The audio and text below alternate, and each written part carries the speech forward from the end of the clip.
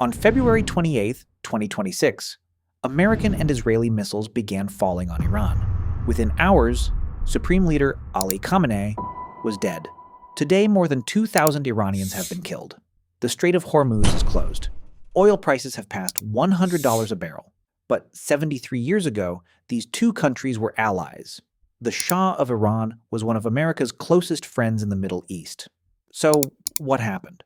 How did America and Iran become enemies? The answer begins with one secret mission in 1953, a mission the CIA hid for 60 years. This is the full story. 1951. Iran was not America's enemy. It was Britain's problem. For decades, the Anglo-Iranian Oil Company, which later became BP, controlled Iran's oil. The profits were enormous, but Iran received very little. Then came Mohammad Mossadegh, a lawyer and nationalist who became prime minister in April 1951. Mossadegh had one goal: take back Iran's oil for the Iranian people. On May 1, 1951, Iran's parliament voted to nationalize the oil industry. Britain was furious. They imposed a global boycott of Iranian oil. Iran's economy collapsed. Britain wanted Mossadegh gone, but they needed America's help. At first, President Truman refused. He did not believe Mossadegh was a communist threat. But in 1953, Dwight Eisenhower became president. Britain convinced him that Mossadegh would fall to Soviet influence. In June 1953, Eisenhower approved a secret plan. The plan was called Operation Ajax. The British called their part Operation Boot. Of course, the goal was simple: remove Mossadegh and restore power to the Shah. The man chosen to lead the mission was a CIA officer named Kermit Roosevelt Jr. He was the grandson of President Theodore Roosevelt. In August 1953, Roosevelt secretly entered Iran. He carried $1 million and a plan to destroy Iran's democracy. Roosevelt's plan had three parts. First, pay journalists and newspapers to attack Mossadegh. Second, pay religious leaders to call him an enemy of Islam. Third, pay street gangs to create chaos. The goal was to make Iran look ungovernable, then blame Mossadegh. On August 15th, the Shah signed a secret order to dismiss Mossadegh, but Mossadegh discovered the plot. He refused to step down. The Shah panicked and fled Iran. He flew first to Baghdad, then to Rome. The coup had failed, or so it seemed. Kermit Roosevelt did not give up. On August 19, 1953, paid mobs flooded the streets of Tehran. The army, also paid by the CYA, turned against Mossadegh. By evening, his home was surrounded. About 300 people died in the fighting. Mossadegh surrendered. 3 days later, the Shah returned to Iran. Mossadegh was arrested and tried for treason. He spent 3 years in prison, then remained under house arrest until his death. Iran's democracy was over. The Shah now ruled with American support. For 60 years, the CIA denied any involvement. Then on August 19, 2013, exactly 60 years later, the CIA finally admitted the truth. They had overthrown Iran's elected government, and this single act would shape the next 73 years of history. For 25 years, the Shah ruled Iran. He modernized the country with a program called the White Revolution, but he also crushed any opposition. His secret police, called Savak, tortured and killed thousands. Savak was trained with help from the CIA.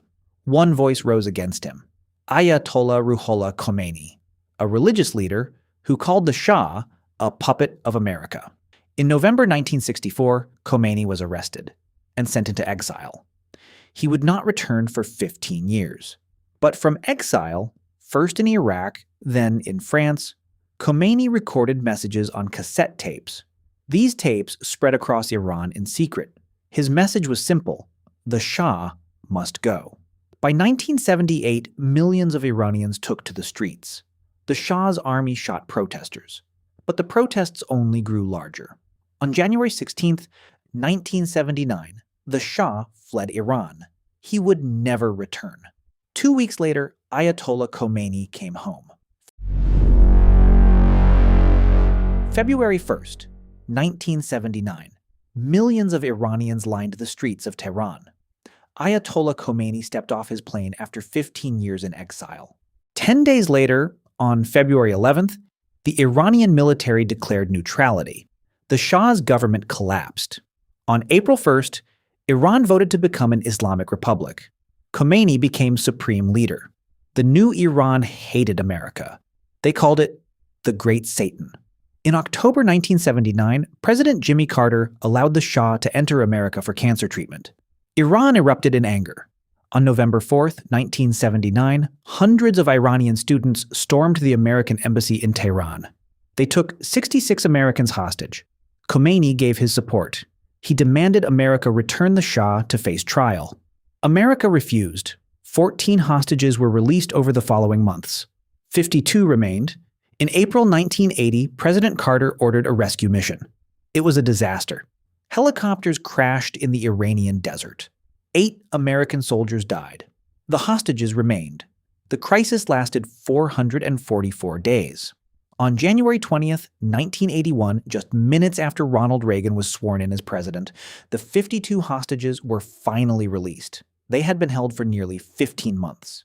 Iran and America were now enemies, and they would remain enemies for the next 45 years.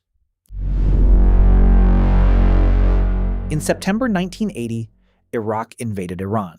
What followed was 8 years of brutal war. Trenches, chemical weapons, and nearly 1 million dead.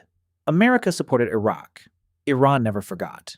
Ayatollah Khomeini died in June 1989. Ali Khamenei became the new supreme leader. He would rule for 36 years. During those decades, America imposed harsh sanctions on Iran. Iran built a nuclear program. America said it was for weapons. Iran said it was for energy.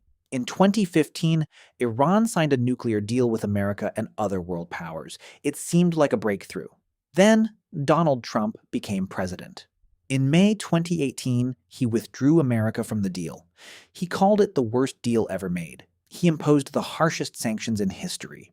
Iran's economy collapsed. Medicine became scarce. By January 2026, pressure exploded.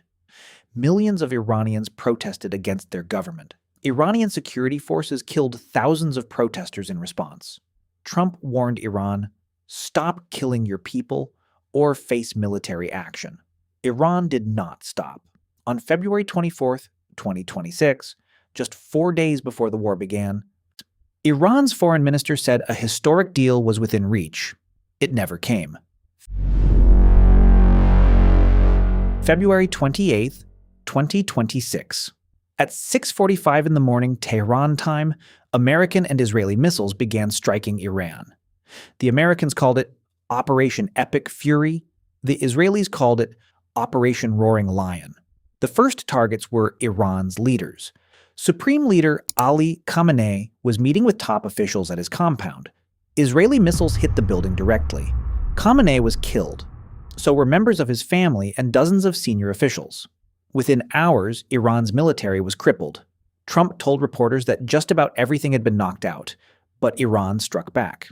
On March 4th, Iran closed the Strait of Hormuz. 20% of the world's oil flows through this narrow channel. Ships were attacked. Mines were dropped. Oil prices exploded past $100 a barrel. On March 8th, 2026, Iran's Assembly of Experts chose a new supreme leader, Mojtaba Khamenei, the 56-year-old son of the man America had just killed. He was announced as leader on March 9th. President Trump called him unacceptable. Israel said he was a target. More than 2,000 Iranians have been killed. 13 American soldiers have died. And there is no end in sight. 73 years. That is how long this story has been building. It started with a coup, a secret CIA mission to steal Iran's oil and kill Iran's democracy. It continued with a revolution, a hostage crisis, an 8-year war, decades of sanctions, and now bombs. The decisions made in 1953 are still killing people today. The coup that America thought would bring stability created 73 years of chaos. And the chaos is not over. No one knows how this war will end. But one thing is certain. The history between these two nations runs deep, and it is far from finished. If you want to understand what happens next, subscribe to this channel. We cover every major event in this war. We explain the history that other channels ignore. Click subscribe and turn on notifications.